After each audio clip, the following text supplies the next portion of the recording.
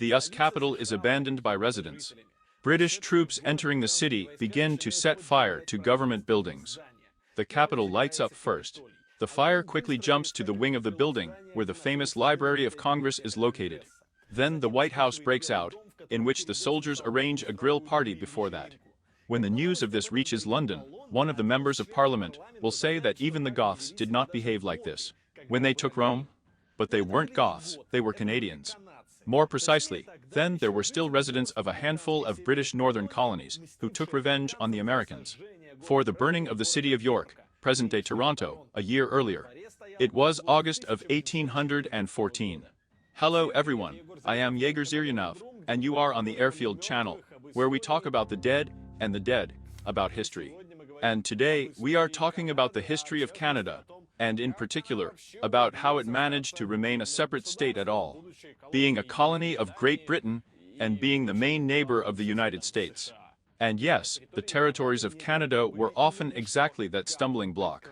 I would say a bloody stumbling block in the relations of these two powers. On the one hand, the Canadian colonies looming from the north were an eternal threat to the States, especially given the number of British garrisons there. On the other hand, the unification of these parts of North America could become an absolutely unbalanced super-profit project. United with Canada and the United States, they would become the largest country in the world by area, with the largest reserves of oil, water, and arable land on the planet. They have a common cultural space in general. Canadians and Americans live close together. Most of the population of Canada lives in the south. But with all these seemingly ideal conditions for unity, these countries live for a long time. Let's figure out who and when tried to conquer Canada, how Canadians perceive themselves and their history, and why they do not seek to turn their 10 provinces into another 10 stars on the American flag. At the beginning of 1776th year in New England, on the Atlantic coast of the modern USA, it was hot. There was a war of independence. General George Washington was besieging evacuated but still British Boston. In the midst of the battle, an anonymous letter came to Washington's headquarters in Cambridge from a certain resident of the outskirts of the British colonial empire. Anonymous expressed solidarity with the great struggle and hinted that his native lands were not averse to joining. And probably, this person was a well-known merchant and politician from Nova Scotia. His name was John Allen, and Nova Scotia was then one of the northern colonies of Great Britain, the modern Canadian state of the same name. And yes, oddly enough, he had some reasons to say so on behalf of the entire colony. When the 13 colonies rebelled against London in 1775, there were as many as 23 British colonies in North America. To the north of the 13 rebels were 4 more: Prince Edward Island, Newfoundland, Nova Scotia, and Quebec. And Nova Scotia was most closely associated with the revolutionaries. It's a stone's throw from there to Maine. 3/4 of the colony's population of 20,000 are from New England. Benjamin Franklin himself was a Nova Scotia landowner. And the thing is that the inhabitants of Nova Scotia are newcomers. And yes, I know that everyone in the colonies is a visitor, but these are visitors. In 1713, the British conquered this piece of northern land from France, expelled from there all who spoke French, and sold these lands at a cheap price to the inhabitants of neighboring New England. And the newcomers formed the framework of a new colony. When the situation suddenly escalated in the early 70s of the 18th century, the inhabitants of Nova Scotia formed their own public committees, like those in the 13 colonies. Moreover, in Nova Scotia, even for cosplay, or the Boston Tea Party. In Boston Harbor, tea was thrown off from the ports of British ships, and in the capital of Nova Scotia, Gallifacey burned hay, which was intended for the British garrison in besieged Boston. The case when a dog in the manger is a dog from this mem. And, damn it, she drinks tea in it too, do you understand? Back in the 75th year, George Washington sent his secret agents to Nova Scotia to find out if the colony was ready for a full-fledged uprising. But these agents couldn't find the ship. I'm serious, they just couldn't find a ship that would take them to Nova Scotia. I do not know, maybe it was just an excuse for the authorities. In any case, I must say that the secret services in the United States have come quite a long way from this. Yes, you know, modern CIA operations and so on. But Nova Scotia didn't need to be persuaded, it was coming into her own hands. In 1776, after John Allen's letter, a delegation of the inhabitants of the colony arrived to bow to Washington. Washington was cautious and said that an invasion of a colony where an insurrection had not yet begun would turn Americans from freedom fighters into aggressors. Lol. It seems like it wasn't so funny then, and everything seems to be fine, but Washington was lying. The Americans have already invaded a formerly peaceful British colony. While the Nova Scotia delegation was negotiating in Cambridge, the American army, starving and dying of smallpox, was vegetating in the vicinity of Quebec, Canada. The Americans unsuccessfully tried to take the city last winter. These were the best parts of Washington, but even with them, the invasion of Canada failed, so it was not for nothing that the founding father doubted about quick solutions. And this, by the way, was not the last time when American neighbors threw or ignored Canadians who sympathized with them. And yes, Canada didn't exist yet, but the word Canada already existed. So, the next time a delegation from Nova Scotia tried to squeeze into the ranks of the young American nation, at the Continental Congress in Philadelphia. But the Congress, which was then busy discussing the Declaration of Independence, showed no interest in the Northerners. And despite this cold, as dead former attitude of Americans to their neighbor, the uprising in Nova Scotia still happened. At the end of the 76th, Patriot rebels under the leadership of the British, by the way, Officer Jonathan Eddy, besieged a large Fort Cumberland. The problem was that the rebels had neither numerical superiority nor even guns. But most importantly, nearby, in the colonial capital in Halifax, there was a British base armed to the teeth, firm where a real naval highway was established to London. In short, Eddy's rebellion ended quickly, and it pretty much demoralized all the local patriots. And then, back in 76, Boston was taken, and the pro-British loyalists there were deported to Nova Scotia. So the balance of power was not in favor of the supporters of independence at all. But still, the main reason that the inhabitants of Nova Scotia did not join the Americans was the Americans themselves. When Halifax was overwhelmed by a wave of refugees from the 13 colonies, Washington set his privateer pirates on them. In the public service, they made no distinction and devastated the coast of Nova Scotia, regardless of whose settlements there were, local colonists or supporters of the king. The night raids of privateers from New England were the worst advertisement for the new American state. However, even now no one remembers how the guys from Nova Scotia hung around the doors of Congress. Despite the fact that there are strictly 13 colonies, these are the ones from which the United States was later created. No one remembers about this 14th colony, about Nova Scotia. They don't write much about it in textbooks. Despite all this, Nova Scotia still has a million connections in the USA. And if you ask any fan in Halifax who his favorite team is, you'll hear it's New England Patriot. It doesn't hurt people for the 76th year, you know. But Canada doesn't just consist of Nova Scotia. Let's go back to 16 years before the American Revolution, when in the autumn of 1759, the British finally became the real masters of North America, capturing the largest French city on the continent, Quebec. Then in different parts of the world, there was a war of everyone with everyone, the first of its kind. In Europe, it is called the 7-Year War, and in the United States, the war with the French and Indians. The capture of Quebec was followed by the collapse of French power in North America and the transition of all of Canada to Great Britain. Of all the colonies in what is now Canada, Quebec was the most populous. About 60,000 people in the capital alone. This is very decent by colonial standards. In all conflicts with Great Britain, Quebec was conquered on the side of the French. And while Nova Scotia was basically an Anglo-Protestant colony, Quebec has always been Franco-Catholic, and it was inhabited by French colonists. At the time of the American Revolution, they had been under the rule of the British Crown for only 16 years, and they didn't seem to have any special reasons to love her. And then back in the 78th year, the American uprising was supported by their native France. Well, it would seem that Vibection should be joined. Here it is, a direct path to revolution. And indeed, since the 74th year, the Continental Congress of the United States has sent a letter to the people of Quebec, as many as 3 times with an invitation to join, but never once did they even respond to this invite. The French colonists, who got the English king as a trophy, did not get any rights available to the British for a long time, but Right on the eve of the American Revolution in 1774, George III made concessions. He legalized the French language, French civil law, and the Catholic faith, and in exchange asked to behave quietly. In Quebec, the Catholic Church could collect tithes from the colonists, and they liked it. Well, just because the Catholic Church, for example, was banned in England itself. Well, local French-speaking landowners have received a signal that they can live in peace, not be afraid of anything, and even participate in local government as British subjects. The whole thing was called the Quebec Act, and it is still in effect in Canada. The worst thing for Americans hoping for cooperation with Quebec was that the British gave Quebec a lot of land. The colony expanded south to the Ohio River and west to the Mississippi River.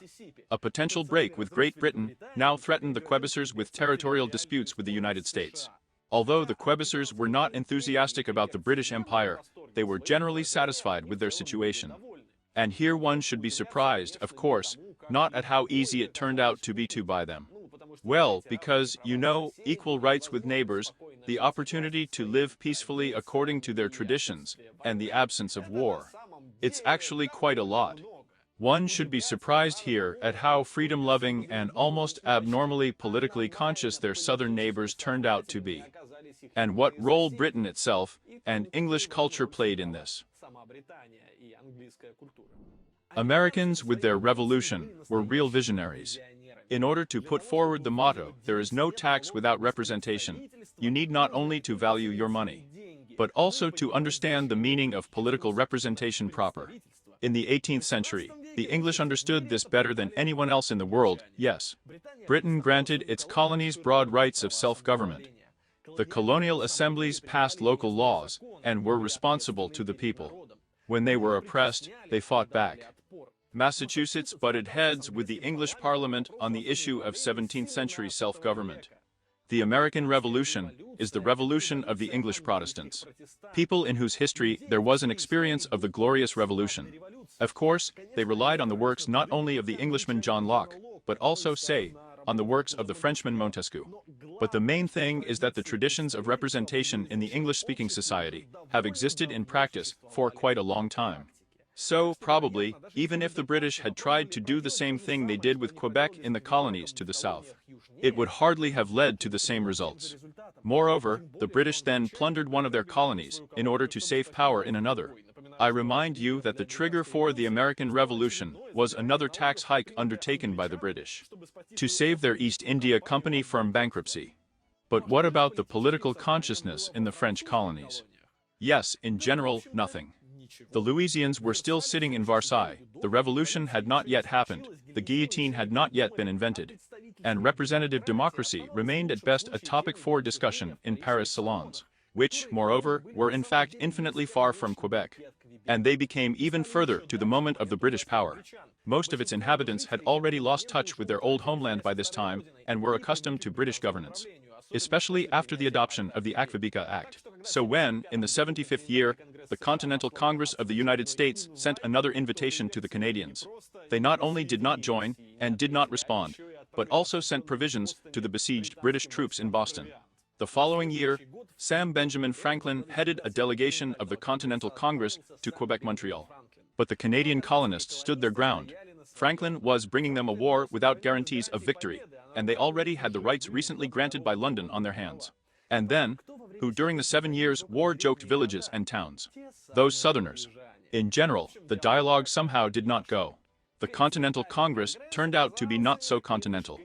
By the time the Declaration of Independence was adopted in 76, the Canadian colonies made it clear that they would fight on the side of the mother country.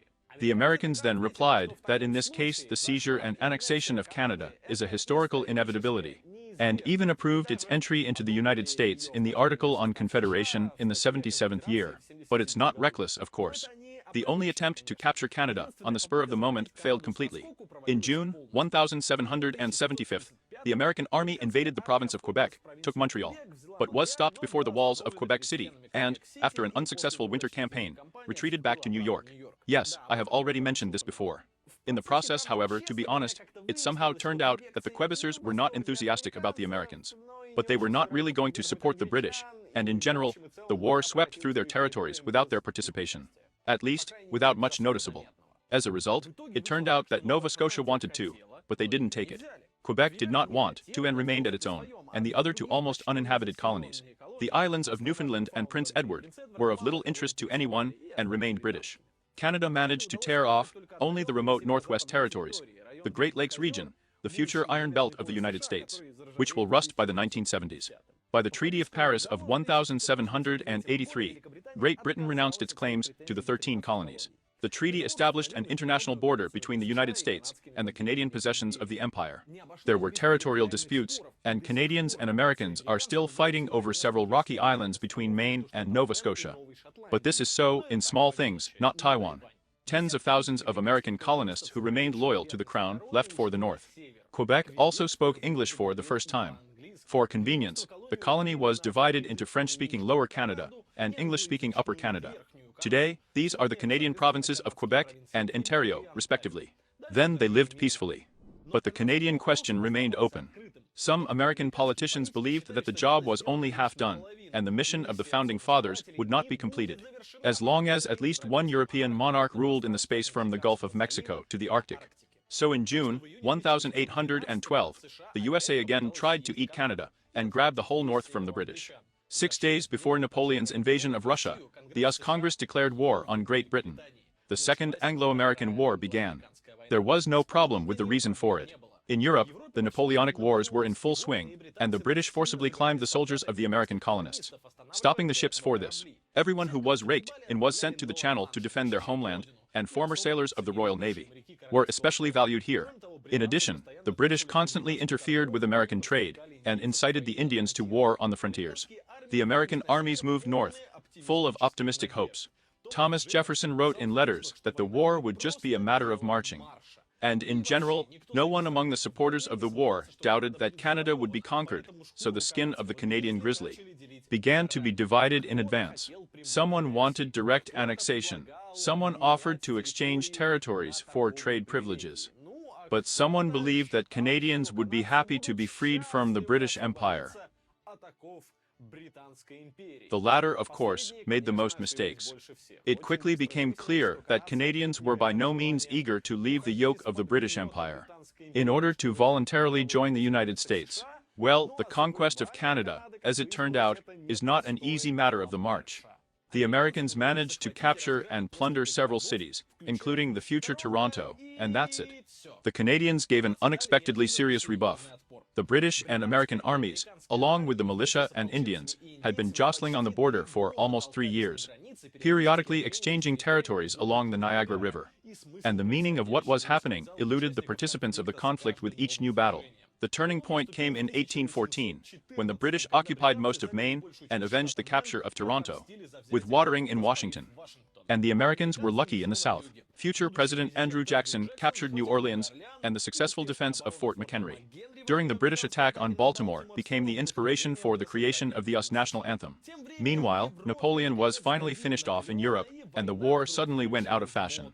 The Americans hurried to negotiate, fearing that the liberated Great Britain would go to return its colonies. But the British government was dissuaded from this venture by the hero of Waterloo himself, the Duke of Wellington. And they did not dare to take a big revenge. In 1815th year, the parties concluded a peace treaty, left the border in the same place, and then declared their victory. Simultaneously, the War of 1812, as it will be called in America, and here, by the way, there is a question. What is wrong with people who give the name to wars? So, the War of 1812 year is one of those wars that, in fact, then everyone likes. Because everyone believes that they were good fellows in this war. The Americans, for example, are proud of the fact that they shamed the mistress of the seas England at sea. Because they really were quite successful in naval battles. And the fact that they burned down the White House there on the way is a trifle. Canadians remember this war with the same pride as the Patriotic War, that is, in which their brave fathers, shoulder to shoulder, reflected the power of the great and terrible, which then their opponents were not really the United States, and saved the country from conquest. The Canadian story about the War of 1812 is such a struggle of David against Goliath, or rebels against the Empire. According to the results of the polls of 2012, it turned out that Canadians consider victory in the War of 1812 the second most important thing in the matter of national unification. The first one, by the way, they consider the healthcare system. That's it. But considering that they are constantly observing an alternative in the form of private medicine in the United States, well, this is probably a really serious thing for social consolidation in Canada. But here it is interesting that such an attitude to the war of the year 812 is found among the inhabitants of the eastern provinces. The inhabitants of the West, frankly speaking, more or less don't care. They almost don't remember about this war. Like you know who else? The English. These people don't care what happened there at all. In any case, the final solution to the Canadian issue did not happen then. In December of the 23rd year, US President James Monroe announced that from now on, the country would not interfere in the affairs of the colonies, and unless these colonies declared their independence. If any metropolis responds to this with force, it will be, quote, a manifestation of an unfriendly disposition towards the United States. As they say, you came up with it cleverly. I didn't even understand it at first. The Monroe Doctrine defined American policy towards Europeans in America for a good half-century ahead.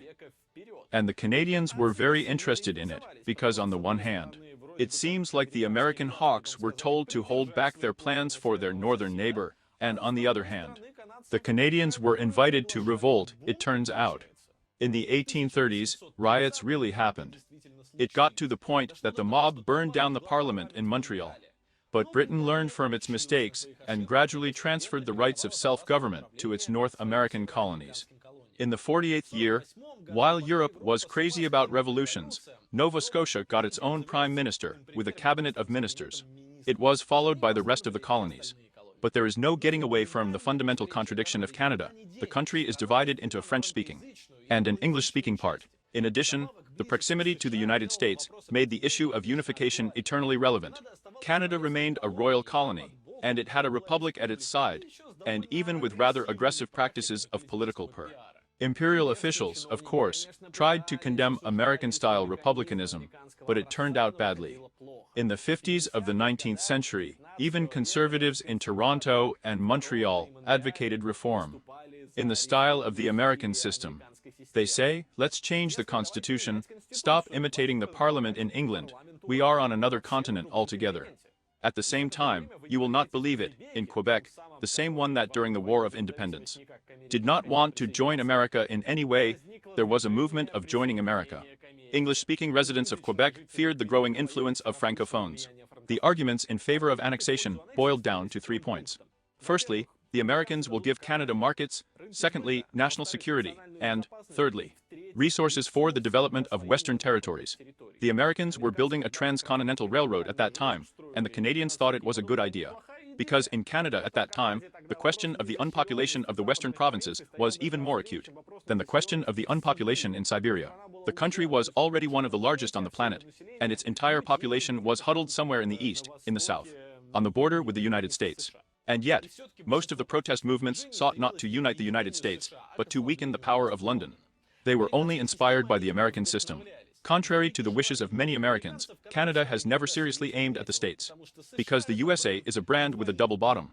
Freedom of freedom, but where to put militaristic expansionism, and even slavery, which was abolished in Canada as early as 1803.